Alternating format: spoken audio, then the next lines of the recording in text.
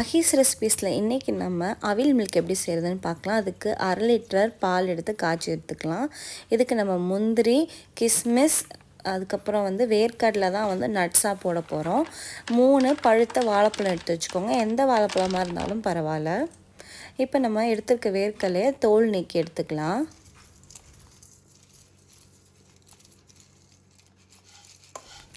அவலை நல்லா ரோஸ்ட் பண்ணி dry roast பண்ணி எடுத்துக்கலாம். சிலர் எண்ணெயில் போட்டும் பொரிப்பாங்க. நான் ட்ரை ரோஸ்ட் பண்ணி நம்ம எடுத்துக்கலாம்.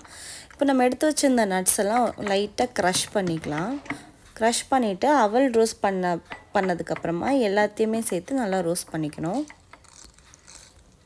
இது செய்கிறது ரொம்ப சிம்பிள், ஆனால் ரொம்ப டேஸ்டியாக இருக்கும். நீங்கள் கண்டிப்பாக ட்ரை பண்ணி பாருங்கள்.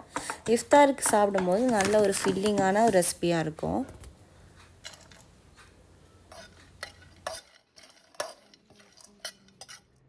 நம்ம எடுத்து வச்சுருந்த பனானாவில் 4 ஸ்பூன் நாட்டு சர்க்கரை ஆட் பண்ணியிருக்கேன். நீங்கள் வெறும் சர்க்கரை வேணுனாலும் ஆட் பண்ணிக்கலாம். நம்மளோட ஸ்வீட்டுக்கு தகுந்த மாதிரி சுகர் ஆட் பண்ணிக்கலாம். இப்போ நல்லா க்ரஷ் பண்ணி எடுத்துக்கலாம். க்ரஷ் பண்ணதை நம்ம காய்ச்சி ஆற வச்சுருந்த பாலில் ஊற்றிக்கலாம். இப்போ நம்ம செஞ்சு வச்சுருந்த இன்க்ரீடியன்ட்ஸ் ஒன்று ஒன்றா இதில் ஆட் பண்ணிக்கணும்.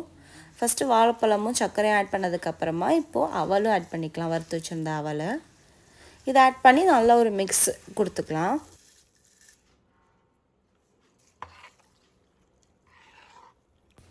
அவல் ஆட் பண்ணி மிக்ஸ் பண்ணதுக்கப்புறமா நம்ம ரோஸ்ட் பண்ணி வச்சுருந்த முந்திரி, வேர்க்கடலை எல்லாத்தையும் ஆட் பண்ணிக்கலாம். இதோட மெயின் ஃப்ளேவர் பார்த்திங்கன்னா பூஸ்ட்டு தான். நான் ஃபஸ்ட்டு ஒரு பேக்கெட் பூஸ்ட் கலக்கி இதில் மிக்ஸ் பண்ணி வச்சுக்கிறேன்.